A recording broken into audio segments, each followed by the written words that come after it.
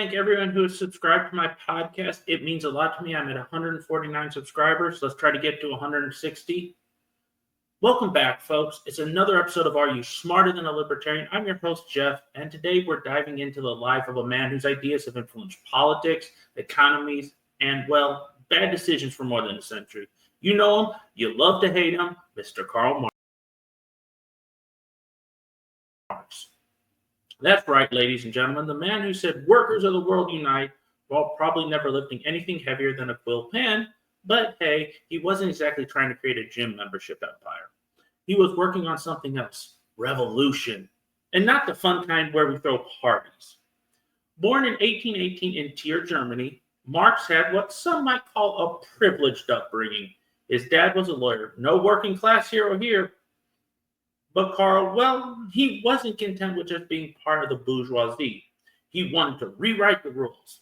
Yes, picture a young Karl sitting in a dimly lit cafe, sipping his espresso and saying, I'm going to change the world.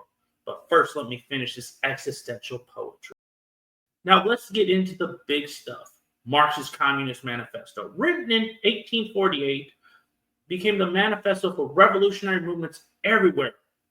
But what was Marx really saying? Well, put simply, he thought that society was divided in two main groups. The haves are the bourgeoisie, and the have-nots are the proletariat. And according to him, the proletariat was getting a raw deal. So Marx said, let's flip the script. Let's have a class struggle and let the workers rise up and take control. Keep that image in your mind. Imagine a world where workers are the heroes, where everyone owns everything equally. Sounds nice, right? Well, kind of. Marx's grand idea was the abolition of private property and the establishment of a centralized state. Basically, he wanted the government to control everything.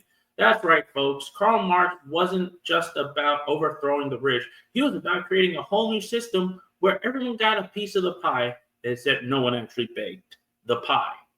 The state does, and the state never seems to bake enough pies.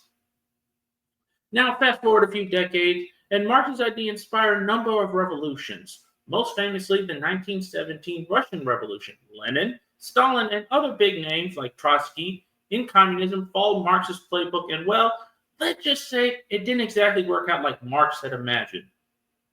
Now, hold on to your hats because we're about to get into the real fun part of the story. Marx's idea were the sparks for some of the bloodiest revolutions in history: the Soviet Union, China, Cuba. Each of these regimes claimed to follow Marx's vision, but instead of equality, freedom, and prosperity, they brought oppression, famine, and you guessed it, millions of deaths. I'm going to get into each one of those countries in a separate video. Instead of a worker's paradise, you got a worker's nightmare.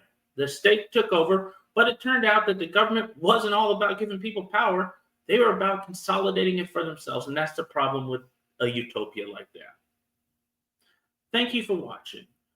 Subscribe, like, and share. New videos drop every day. Until next time, stay free, stay informed, stay accountable. Part 2 comes tomorrow. Have a great day.